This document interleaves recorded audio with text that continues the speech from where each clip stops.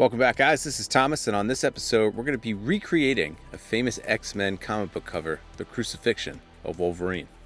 Now, in Marvel Legends form, we have most of the Reavers. I am missing a few, but we have Skullbuster, Lady Deathstrike, Pretty Boy, and one of my favorite Build-A-Figures, Bonebreaker. And we did get a different version of Donald Pierce, not this one, and I don't have an extra Skullbuster to do Reese or Macon, but ever since about 2 years ago when we got this Wolverine 5-pack and we got this shirtless Wolverine, I've been wanting to make the Crucifixion of Wolverine. So I think now's the opportunity. Hopefully we'll get some of those other figures in the future, but I'm thinking this project won't be too difficult, so let's go ahead and get started. And before we begin, if you can go ahead and hit like and subscribe, I'd truly appreciate it. There's so many different diorama projects on my channel that you can go back and watch after this one. First thing we're going to do is just make a stencil for the X. You could probably print this out, but I took the time and measured it out on paper. So I'm just going to align the figure onto the X, and then I'm going to use my X-Acto knife to start cutting off all the pieces. Once we do that, then we'll go ahead and trace this onto the foam.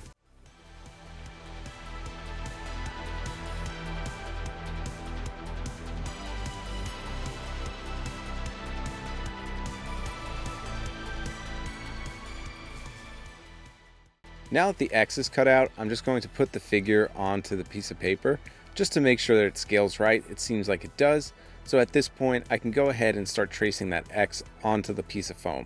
I'm just using a black marker, and then once all the lines are done, then we're going to go ahead and get this cut out.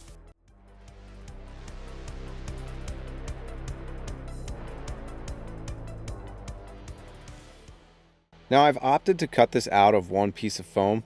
And the other way you could do this is by cutting two separate cross beams and then cutting notches out in the middle so that they intersect.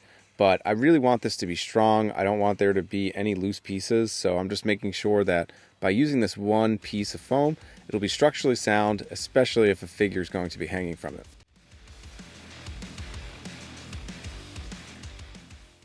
Now I'm just taking my sanding block and I'm roughing up the edges. I don't want there to be straight lines or straight edges, so I'm just giving everything a nice sand so that the edges are uneven and really wood-like. Then I'm going to take my pencil and start making some wood grain. I want this to be thick and cartoony, and then we're going to do this on all sides. And before I said I opted out of putting that cross beam, I'm going to put the lines in to make it look like there still is a cross beam there.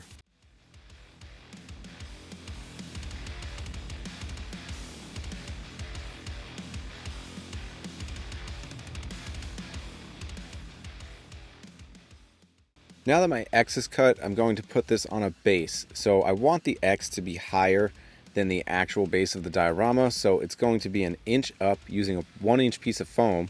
I'm just marking down the areas where I'm going to put the magnets, and then after that I'm using my hot wire tool just to go around the edges and rough them up to make them look more like rocks or hills. So just double checking my X is complete. I want to make sure that it stands upright, and it does, which is great. So when I go to apply the magnets, everything will lay flat. But we do want to make sure that we magnetize this. You could glue it on, but I don't know how structurally sound it'll be. So using these strong magnets will hold it up, especially with the figure.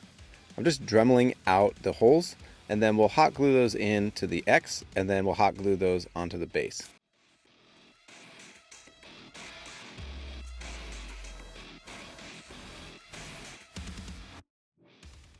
With the magnets, now I'm going to press the X into the base of the foam so that I make those little markings with the magnets, and then we'll start dremeling those out, hot glue them, and then the base of this diorama is complete.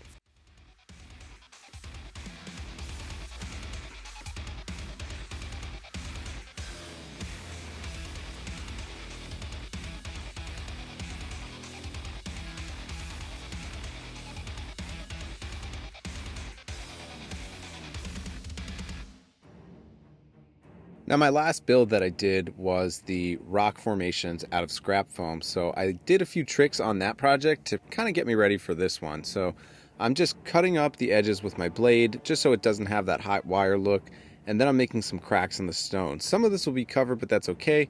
I still want it to appear to look like stone. So pretty much all of the cutting and construction of this diorama is done. So we're going to start adding the details soon. I just want to put all of the figures onto the base of the diorama to make sure that everything fits well and that it looks cohesive. So it looks like all the figures I have look great. There's room for more, so if I ever wanted to put more figures on the display, I can do so. I'll continue taking my blade, making zigzag patterns with the knife, and then I will follow that same line that I made previously, going the opposite way. Once you do that, you can just kind of peel the foam out from that crack, and then it'll give you this really natural look. Then we're going to take a piece of aluminum foil, roll it over every surface of the diorama, give it that nice texture, because all of this is really going to pop once we start dry brushing.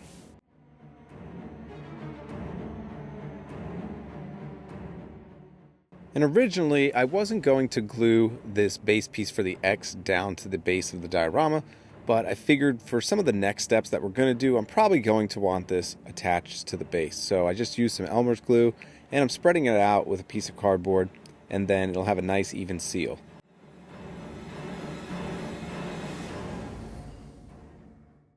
One of the techniques that I learned along the way making my last diorama was using this wall spackle pretty much on the entirety of the diorama. Now this is really going to help, especially if you want to put down some rocks, some sand. I'm going to put down a little bit of both, but once it dries, it holds all of those materials in place. So when you go to paint it, it's not all falling off. And you can use different things. Some people water down glue and spray it on, but this works just fine for me.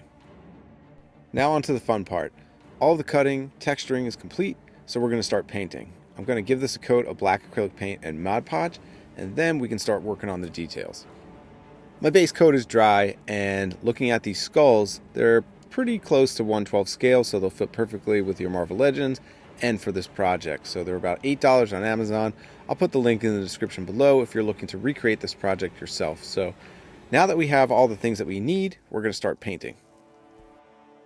I'm going to use this slate gray and start dry brushing. I'm not going to give it a full coat of gray because I want that black to shine through, but you can see how all the details are really shining with the dry brush. Now I'm taking outdoor Mod Podge and gray paint, mixing it with sand, and I'm going to make my own kind of texture paste. So I'm going to use this to make a sort of paste to put all the skulls down, and it's going to be coming down that hill. So I'll lay some down, I'll put the skulls on, and then we'll continue this until all my skulls are laid down.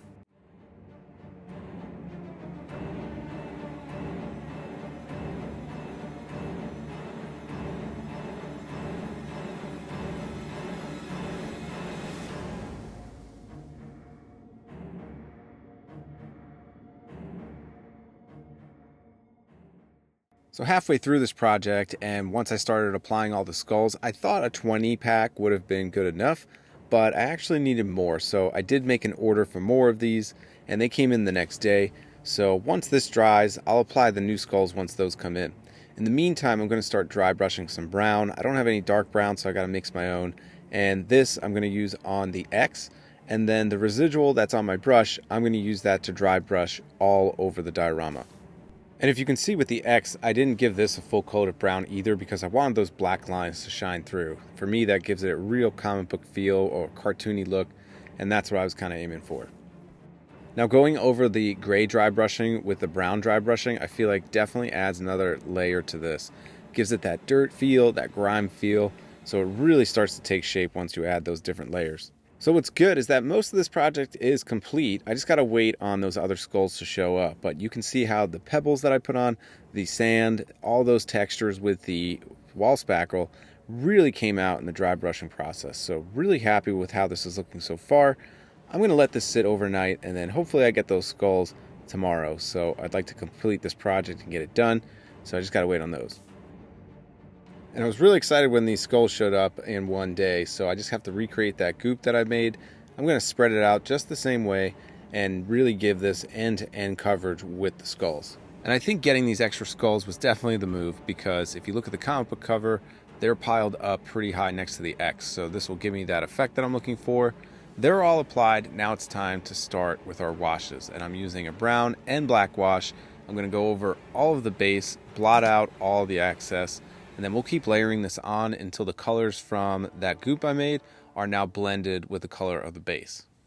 While the diorama base is drying, I'm going to start working on securing Wolverine to the X. And in the comics, he's attached by being nailed with a bunch of bones. I'm not going to do that. Don't want to damage the figure. So I'm going to use this roll of chain that I have. And I'm not going to glue this onto the X either. I kind of want this to come on and off whenever I please. So I'm just going to tie him around. So I'll get him on there. I'll wrap all these chains around, and then I'll just tie it on the back so that you can't really notice. Once Wolverine is secured to the X and the base of the diorama is dry, this project's ready to be revealed.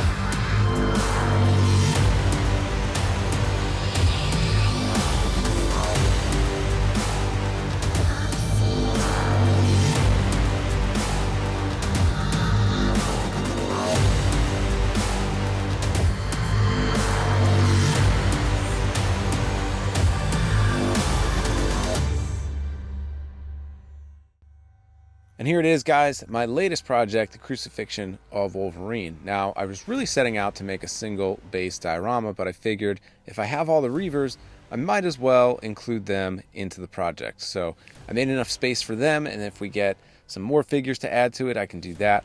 But I'm really happy with the way that this came out. And one of my favorite things about this project was learning how to make kind of that mortar or goop that I made with the sand and the Mod Podge. So texture paste is actually really expensive, so to just be able to make it on my own and learn how to do that, that was a really fun part of the process. Being able to get multiple figures onto this diorama I thought was a good move, because now these figures have a home. My X-Men villain shelf was getting really packed, so now I can kind of spread them out into their own little scenes. And while I don't have all of the Reavers, I could probably use another Skullbuster to use that alternate head. I'd really love an updated Donald Pierce. I think that would look really great on this display, so I can round out the scene from the comic book. And I'm glad I used those chains on the X, because I almost forgot to take this shot.